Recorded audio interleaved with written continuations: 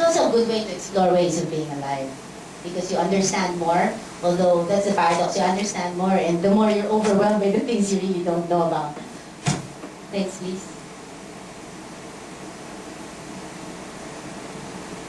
Next, I think there's a missing. Next, please, if there's no.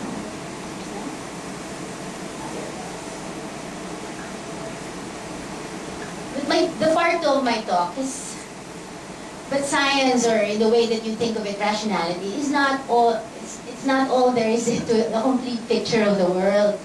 We always, when I'm with my scientists, I call them my scientists. We always say that, why do most people think that? When it's only a layer. Weinberg always uses an onion. Stephen Weinberg, the Nobel Prize winner in physics, holds an onion and says, it's just a layer of understanding science. It's just so don't ever think that it's the most complete picture of the world. There is no one way to walk the earth.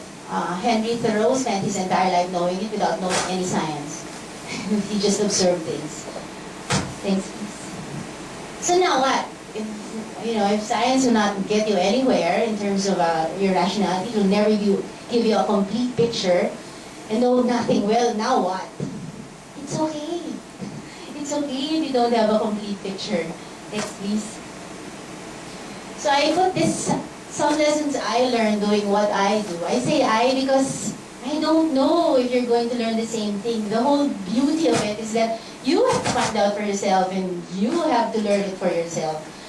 But Bernard says I should share something, so I'm sharing something. Well, rational thinking is only a layer of thought of the complete picture. It is perfectly okay to hold contradictions in your head. I think that's a sign of intelligence. And then if you hold contradictions in your head and you don't feel like being committed to the loony bin, that's a sign of intelligence. Second, do not be consumed by God and religion issues. Energy is finite. Spend it on things that can be resolved while you are alive. Leave the logistics of eternity to eternity. Unless it goes to the public forum and then we have to agree on certain things as a people, then it's probably worth our time to waste on. Science is not so much free thinking as clear thinking. It is only free of prejudgment. It has a lot of rigor.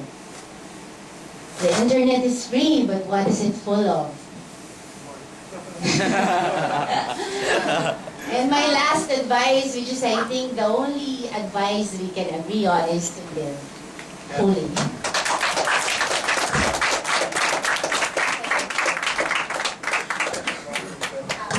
Okay, the floor is now open to questions. Anyone? Yes, the gentleman.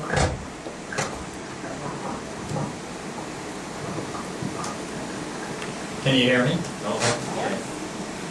I just think you were quite right, and I think a tenet of operational science is that a hypothesis is not a scientific hypothesis unless it is capable of being disproved by the data.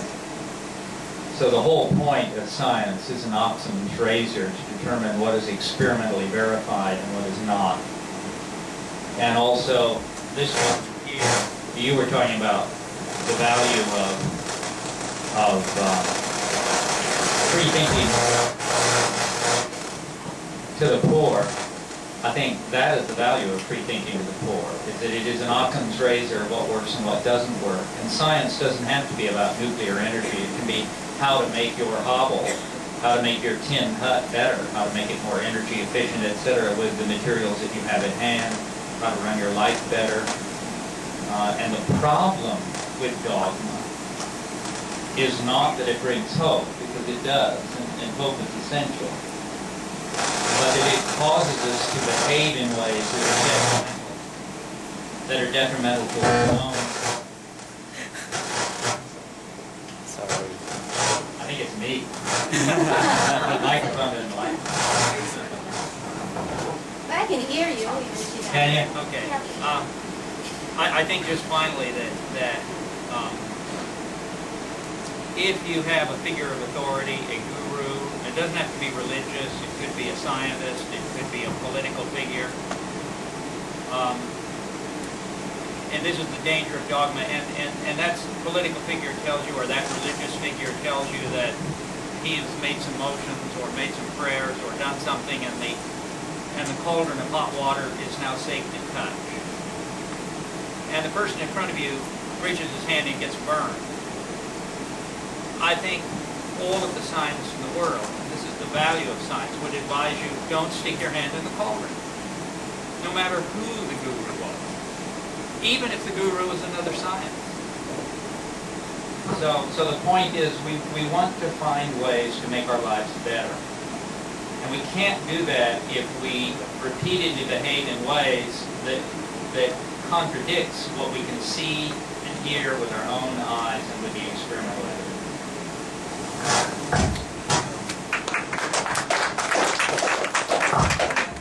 Quick response. I've always disagreed with people who think that the masses are the victims of just convoluted thinking. I deal with public school teachers all the time.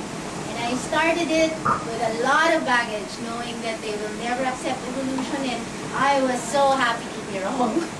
I was really so happy to be wrong. They are more intelligent than they make. And when you think of those things, do it yourself. Go out in the public school, test it yourself, so that what you claim is really grounded. Ma'am, kami nagpapasalamat ng mga Pilipino at nagbigay kayo ng enlightenment that science is not a complete picture of a human being. And the full picture of a human being includes several components. Not only our physical body, our emotional part, our intellectual part. Sana nga minsan po ay magkaroon tayo ng psychology, because I think napaka-importante yun. So that ma-realize din po natin na science will not give us the energy or the capacity to be compassionate. Although lagi natin sinasabi that reason drives us to be compassionate.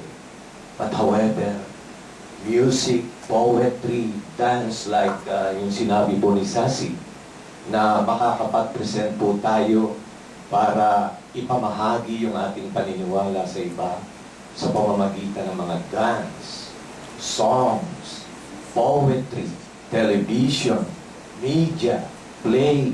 So, isa lang po ito sa mga paraan para maabot natin yung sinasabi na mali dyan na grassroots. It is very beautiful. Yung pong sinabi ni Mr. Horns. Dahil na nakakatakot, the greatest enemy of man is not actually the religion. It is man's himself, man's belief. Once na ito'y naging dogma at radical, then it jails our human belief. And nakakatakot yun. It's very fearful. At I agree with Mr. Horns with that. That even a scientist and even a atheist or agnostics can be jailed by it. So I think the whole part of human being should be studied, not only science, but also the way we think, the way we feel, not only our physical nature, because all of this works together. Thank you, ma'am. I think also labeling yourselves, I'm going to speak in English for the better. Labeling yourselves, I don't like labels. I find them funny because they can have a life of their own apart from who I am. So if I change into someone else and I've been labeled a certain way and that label has taken a life of its own, you know, there's a book about it already and a complete set of definitions, and then it doesn't fit me anymore. So what happens to me? Ako yun. So it's you. You define your life. Labels don't define you. So a scientist, you can have a scientific culture, you can think a certain way, science is a profession, but don't label, don't let it consume you, all of you.